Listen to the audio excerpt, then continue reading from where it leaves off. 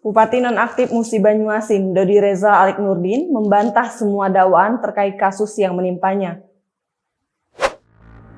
Pada persidangan yang berlangsung di Pengadilan Tipikor Palembang, Senin 6 Juni 2022, Dodi dihadirkan secara langsung mengatakan dirinya tidak pernah menerima fee atas 4 proyek yang dituduhkan.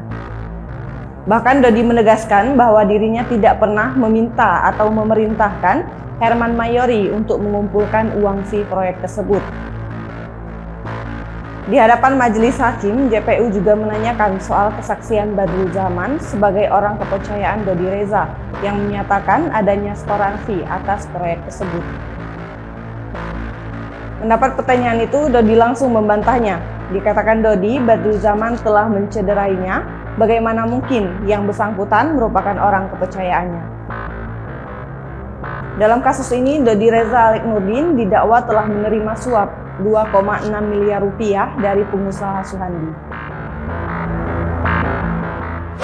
JPU menyebut terdakwa menerima suap sebesar 2,6 miliar rupiah dari Direktur PT Selaras Simpati Nusantara, Suhandi, agar dapat mengerjakan 4 proyek infrastruktur tahun anggaran 2021.